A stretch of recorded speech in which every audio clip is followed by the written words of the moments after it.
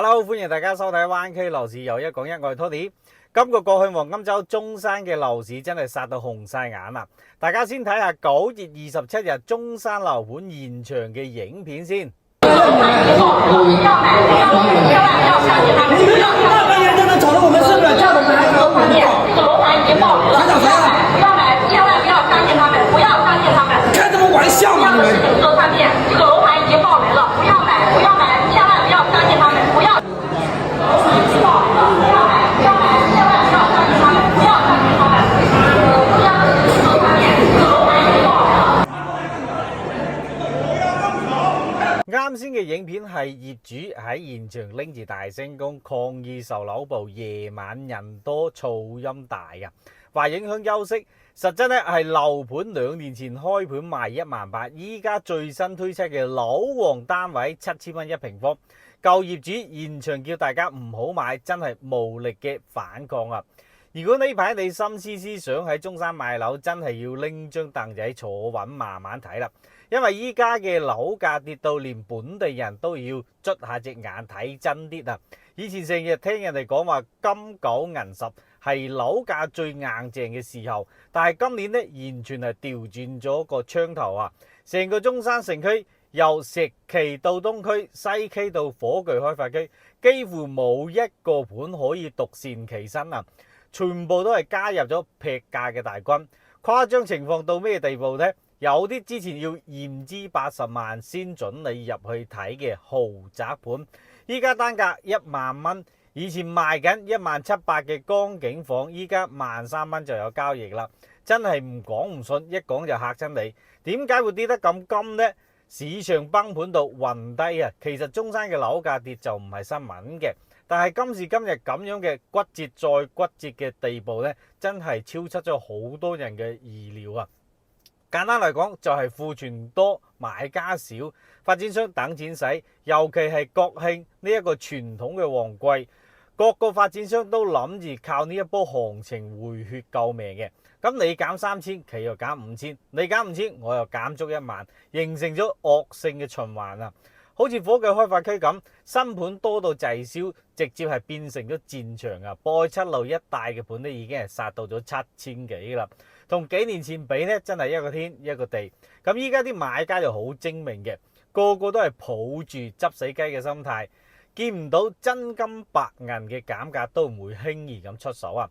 發展商逼住要攞出嚟肉眼可見嘅誠意，唔係得個講字㗎啦，依家。而係直接喺張價單上面體現出嚟，所以今次嘅降價咧，大部分都係現樓或者係準現樓啊，即買即收樓，避免咗期樓嘅風險。對於真係想上車嘅剛需客嚟講咧，確實係一個難得嘅上車機會啦。今期同大家講下中山城區嘅樓盤邊啲跌得最多，邊啲嘅價格又係真實嘅。咁大家睇完條片，覺得對你有一定嘅幫助嘅，麻煩大家點翻個 like，訂閱翻 Tony 嘅灣區樓市有一講一頻道。豪宅盤都頂唔順，4代宅都要低頭啊！先講下中山嘅心臟地帶石岐區，以前嘅石岐呢，樓價又幾咁硬淨，尤其係有啲特色嘅盤啊，但係今次都係全面咁失守嘅。期關業內呢個盤嘅例頭就唔細嘅，號稱係4代宅。今年3月開盤嗰陣呢，陣仗就非常之大啦，賣到咗18000蚊一方嘅。當時好多人話佢係新概念，園林係正宗嘅徽派風格，得房率又超級高喎，貴有佢嘅道理嘅。點知半年唔到啊，依家嘅單價呢係15000蚊就可以上車啦。發展商明顯就要搶跑嘅，趁住國慶盡快走量走貨啊！咁如果你係中意佢嘅園林同埋戶型嘅呢，依家入手即係比之前要平一大截啦。華僑城天鵝堡呢個盤就更加係經典嘅案例啦。曾經係石岐區嘅明星豪宅盤啊，之前誇張到要驗資80萬先俾你入銷售中心睇樓啊！主打嘅係168同埋217平方嘅大平層。咁開盤嗰陣嘅價位係24000起嘅，擺明只做有錢人嘅生意啦。但係風水輪流轉，依家最後10零套貨咧係清盤緊嘅，單價氣到咗11000蚊一平方啊，比之前足足係劈咗一大半嘅。咁冇錯啦，有咗萬一起，用以前唔到一半嘅價錢就可以住入石岐嘅核心區豪宅啦。雖然係清尾貨，但係性價比咧真係高到爆啊！咁呢個價以前喺石岐可能只能買到舊樓嘅單位啦。咁另外，晉龍盛景同埋美林春天呢兩個盤嘅位置好，靠近石岐嘅核心，之前都要賣到17,000蚊一方嘅，依家咧晉龍盛景嘅單價係11,000蚊，帶裝修嘅現樓。咁美林春天咧更加係誇張啦，毛坯清水現樓7,000幾就有交易啦，簡直就係回到咗5年前嘅價位啊！咁對於預算有限又想住喺石岐嘅剛需客嚟講咧，吸引力係爆晒燈嘅。成江悅景一線光景樓啊，大裝修現房，依家都係賣到8,600到9,500有得揀。望住一線嘅光景住新樓呢個價真係冇得彈啦。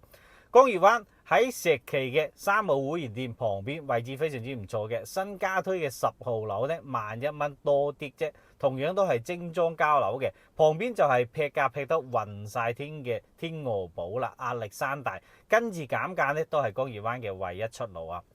再講下東區保利都撐唔住啊，名校盤都要放軟手腳。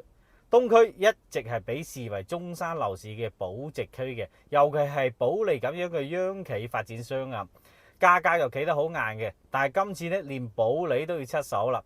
東區嘅保利項目咧，一向係有晒口碑嘅，本地街坊非常之中意，好多想買東區嘅人咧等緊佢係降價嘅，但係往往咧等到樓盤都準備清盤啦，都等唔到。比如之前嘅東區保利真熱同埋保利香山咁，但係今次唔同喎，佢哋係真係動咗真價㗎。150方嘅複式單位現價係330萬嘅，依家咧260萬就有交易啦，直降70萬。89平方細戶型咧，從150萬降到依家嘅110幾萬。央企一出手咧就知有冇啦，呢個誠意係十足嘅。嚟往文華里東區1萬出頭一方，仲要係精裝修嘅現樓啊！最大嘅賣點就係名校學位啦。對於睇重小朋友讀書嘅家長嚟講咧，呢個價位喺東區真係非常之有競爭力嘅。朗斯金鐘湖1號環境唔錯，剩低嘅尾貨清盤中，細戶型咧11200精裝修現樓，好快就可以收樓啦。寶龍城新推嘅19棟樓1萬大裝修就可以入手啦，加入咗東區嘅價格戰寶龍城。保利天君咧同樣都係集中走量啊，全線咁下調價格，而且比較好傾價，買家嘅議價空間變大咗。西 K 光景盤都係大跳水嘅，上車客嘅天堂啦。尤其係西 K 彩虹片區，一直都係剛需客嘅熱門選擇啊！依家水位跌穿咗地心引力啊！幸福匯4期嘅一線光景之前要賣到1700蚊一方嘅，依家咧12,000蚊起啫。望住光景住新樓，呢個心理落差真係巨大啊！越秀嘅天怡灣尾盤清貨中，單價1萬，越秀都係大開發商嚟嘅，品質係有保證嘅。咁火炬開發區呢，就係庫存嘅重災區啦，價格就係殺到見骨嘅。火炬開發區因為之前嘅賣地比較多啊，新盤嘅庫存量大到嚇死人啦，所以喺今次嘅價格戰最激烈嘅區域就係火炬開發區啦。用血肉橫飛嚟形容呢，都不為過啊！永義嘅最豪宴大裝修係8,000蚊起，博愛7路板塊配套逐漸成熟啦，呢個價真係好似唔使錢咁。亞基樂嘅雲頂就係今次嘅主角啦，更加狠啊！7,000幾大裝修啊，7字頭嘅價格，仲要係樓王3號樓啊，簡直就係挑戰成本價。之前入手嘅業主咧，估計想打人嘅心都有啦。咁博愛路嘅傲風天怡咧，1萬零蚊起啫，喺呢個片區已經係算係中上價位噶啦。科技太陽城片區有幾個盤咧，價格都係互相咁喺度鬥緊嘅，打到飛起。具體邊個盤咧就唔講住先。總之你去到銷售中心咧，價錢就好有驚喜噶啦。東區嘅華虹喜怡軒呢個盤咧就要單獨拎出嚟同大家講下啦。咁過去佢係出咗名嘅硬頸盤嘅，幾乎都唔降價。但係今年頂唔順旁邊嘅4代宅嘅競爭啊，終於打唔過就加入嘅狀態啦。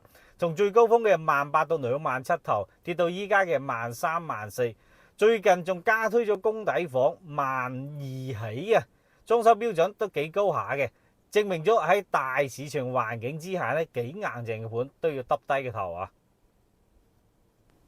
提醒下大家，平嘢唔一定係着數嘅，咁買樓都要帶眼識盤喎。見到咁多跳樓價，係咪心喐喐想即刻博取買翻間呢？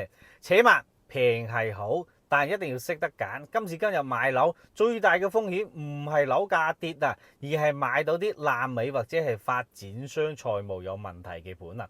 所以有幾個建議一定要聽入耳啦。一，首選現樓準現樓，而且依家嘅市場環境之下呢，期樓嘅風險真係大咗好多嘅。盡量買啲已經起好或者係就快嚟全部完工嘅現樓準現樓啦，即買即收樓或者係短期內就可以收樓嗰種，咁就係最穩陣嘅啦。上面提到嘅盤呢，大部分都係現樓或者係準現樓嚟嘅，呢個係佢哋嘅一大優勢啦。咁第二，睇翻發展商嘅功底啦。盡量要揀翻啲實力雄厚、背景好嘅大嘅發展商，比如保利呢啲央企啊，或者係越秀、華發等口碑唔錯嘅本地國企大型房企啊。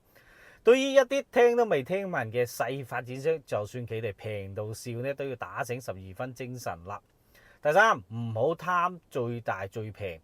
同一個區域，如果係某個盤平到離晒譜嘅，比其他盤平一大截嘅，咁你就要問點解啦？係咪位置有缺陷啊？戶型係咪唔得？有硬傷呢？亦即係話發展商等錢使緊咁嘅狀態呢？要深入咁了解個中嘅原因啦。第四，熱門板塊低庫存嘅盤係更加穩陣嘅。長遠嚟講，喺石岐東區呢啲核心嘅區域呢，選擇啲庫存量唔大、單價已經係跌到比較低嘅水平啲盤嚟講啊，將來即使係被套嘅話，風險都會細翻好多嘅。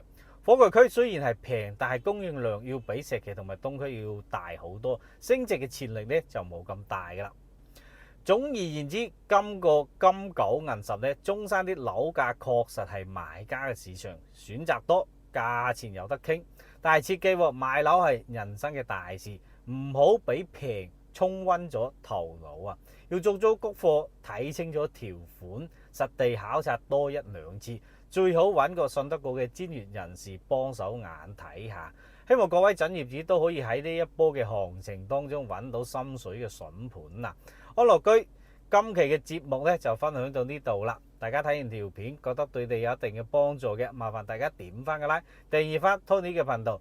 各位街坊朋友仲想深入了解其他屋苑樓盤呢，歡迎大家喺評論區講低或者直接 WhatsApp 我啦。咁 Tony 會同大家分析最真實嘅現狀樓盤嘅情況啦，做到有一講一嘅。拜拜。